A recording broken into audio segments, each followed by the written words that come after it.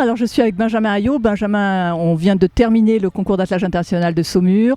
Vous allez peut-être évoquer ce qui s'est passé pour l'équipe de France ? Bien sûr, on a une belle équipe de France qui est en train de se construire.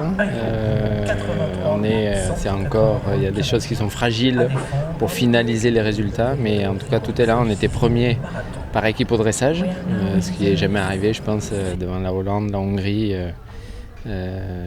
qui étaient là. Et donc en dressage, on a bien stabilisé. Et puis sur le marathon, on a eu un petit problème d'accident, on va dire, avec Thibaut qui se retourne. Donc c'est un incident. Ça le contraint à l'élimination. Ça le contraint, oui. Dès qu'il y a chute en attelage, vous êtes éliminé comme en concours complet. Voilà.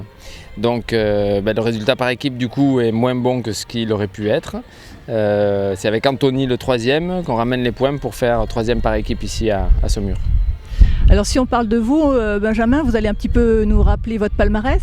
Ma palmarès, je crois 5-6 fois champion de France. Je suis rentré dans le top 10 mondial à 4 chevaux avec d'autres chevaux que ceux-là. J'ai fait deuxième de la finale Coupe du Monde. Et puis après j'ai gagné Saumur, Altenfelden, Conti, Windsor, presque toutes les belles épreuves. Mais là je repars avec des Arabo-Frisons qui sont des chevaux que je ne connaissais pas. J'ai mené des Lipizzans, des Lusitaniens, des KWPN. Là ce sont des Arabo-Frisons et ces Arabo-Frisons, je suis en train de les découvrir et on est en train de trouver une façon de fonctionner ensemble. Et ce sont de jeunes chevaux, je crois. Ce sont des jeunes chevaux au travail. Oui, on a commencé, on s'est rencontrés avec Eric Baumann, donc les haras de la Pourco, Eric et Ariane Baumann, il y a tout juste un an. On s'est rencontrés ici, j'avais sorti un team de Lusitaniens et puis pendant ce concours-là, on s'est rencontrés, on a décidé de faire une collaboration.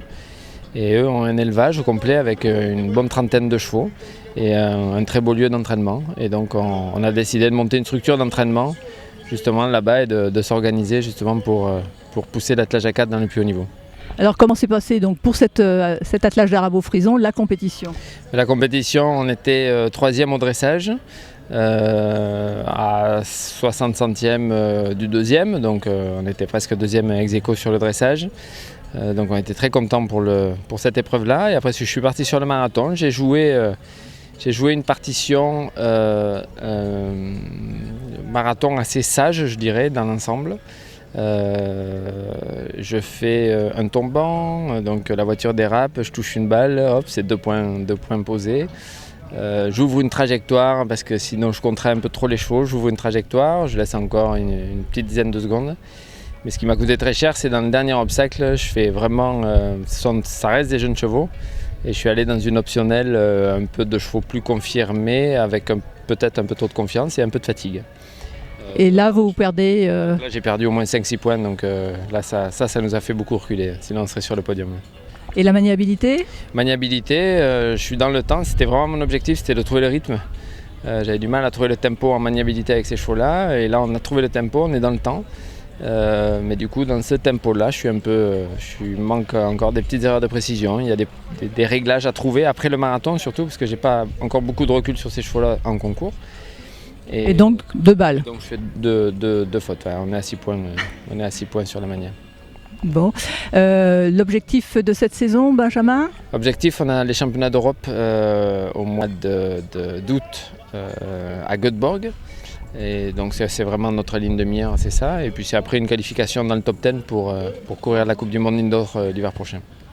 Alors Benjamin, vous partagez toujours entre le spectacle et la compétition d'attelage ? Oui, bien sûr, on passe beaucoup de temps sur la compétition. J'ai vraiment l'attelage dans le cœur. Je m'occupe de cavaliers de dressage, de CSO, on monte de l'événementiel, du spectacle. Je fais de la mise en scène beaucoup, donc on est toujours à cheval entre la compétition et le monde artistique, ce qui me donne un équilibre moi qui me convient bien. Et puis surtout, on ne vit pas entre guillemets de l'attelage, on vit surtout de l'événementiel. Donc on réunit du temps. C'est indispensable. Ouais, c'est indispensable, mais c'est surtout aussi un choix parce que je pense qu'on a la chance dans l'événementiel de pouvoir développer avec le cheval des relations différentes de ce qu'on peut développer en concours parce qu'on n'a pas de contraintes, d'épreuves, de juges, de façon de faire. alors que la compétition est très cadrée. Ça nous permet de continuer à réfléchir sur la relation aux chevaux et de développer d'autres méthodes et d'autres techniques pour aller un peu plus loin. Très bien, merci beaucoup Benjamin et puis bonne continuation. Merci beaucoup. Merci.